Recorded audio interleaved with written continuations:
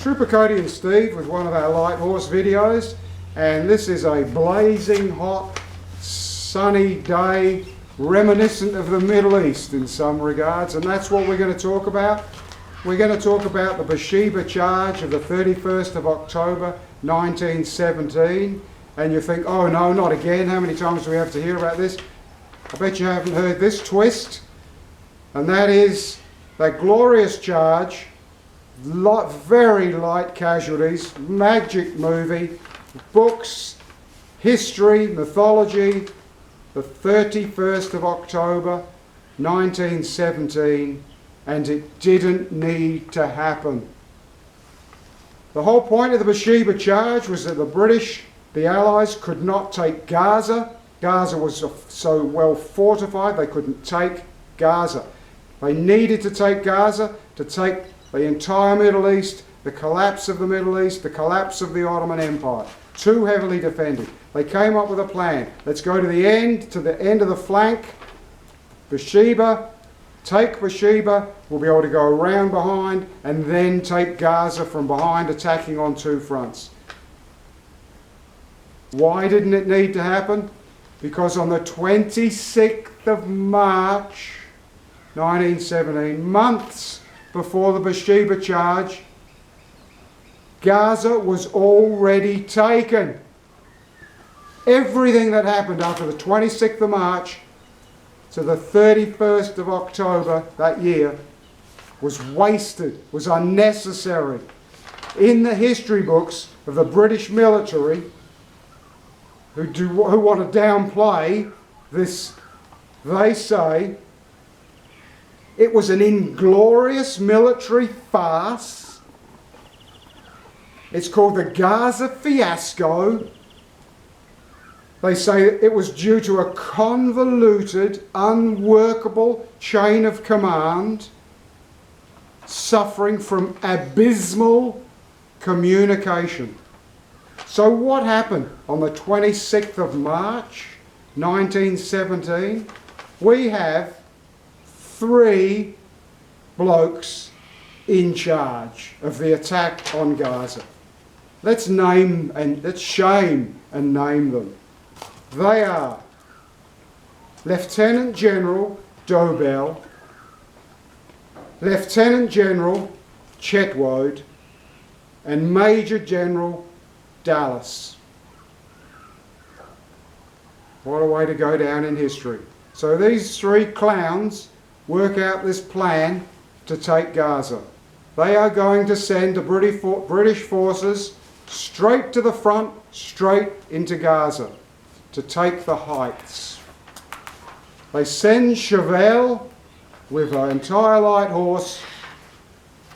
If you want to know which regiments, perhaps it's better you look that up yourself, but they send Chevelle in charge of all light horse, Australian and New Zealand, the Anzac light horse, to go around the back of Gaza. Does this sound familiar? And attack from behind. What happens is the attack is supposed to take place at dawn. When dawn comes, there is a heavy fog. The infantry are going to attack Gaza in heavy fog. If you're in the infantry, would you love that? Hell yes. What happens is, no order is given for the infantry to attack at 5 a.m. The generals, the English generals, some of my UK subscribers are going to be having a fit or unsubscribing. These three clowns procrastinate about what they're going to do. They need another meeting.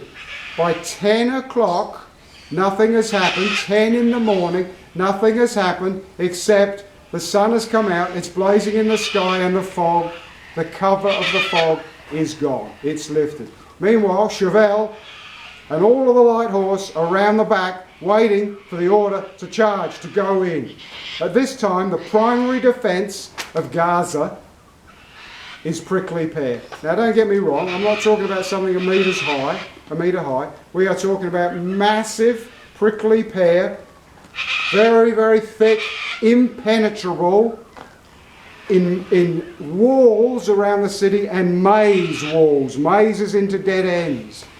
But it's only prickly pear to get through. You can hack through it with your bayonet. 10 o'clock comes and the 3 clowns are still procrastinating. So I'm doing this as the Australian Light Horse. I'm not a fair income professor of history. I'm calling them clowns. And that's because finally at 10:15, when the conditions couldn't be any worse, the order's given for the infantry to make their frontal attack. 10:15 in the morning, the British grunt, man on foot, man, the infantry, they start their attack. Meanwhile, at 10:15, Chauvel is waiting for orders. The 3 clowns finally decide, perhaps we'll send in the light horse at 1 p.m, 1300 hours. The plan was to attack at 5 a.m. at dawn. 1 o'clock, the clowns decide to send in the light horse. Did I mention earlier abysmal communication? It takes an hour for the message to reach Chauvel. When he does, these keyed up Anzacs, who in diary recordings are saying, chafing at the bit to get in there. They want to get into the action. They're supposed to go in at 5. It's 2 in the afternoon. Finally, the light horse are sent in. They charge in. They come to the prickly pear walls. Some blokes get off and attack it with their bayonets. They're cutting through it with the bayonets. Diary entries. Ian Idris says they could see where the Turks were because the puffs were coming out of the prickly pear where the Turks were just shooting through the prickly pear. There's a fabulous story about a sergeant in the light horse who manages to find a pathway in, rides into one of the mazes, and he's sitting on his horse, drops the reins, and he's got his 303 and he's shooting. The other, Ian Idris, witnesses a number of troopers jump off their horses at the prickly pear, slashing through the prickly pear, climbing through it, and then hand-to-hand combat. I've said in other videos, the Turks were nowhere near as trained in the bayonet as the Australian troops were. The Australian troops had had months of training with the bayonet before they even left Australia. It's like being a normal person walking the street and being confronted by a mugger that has played with his knife since he was a little boy.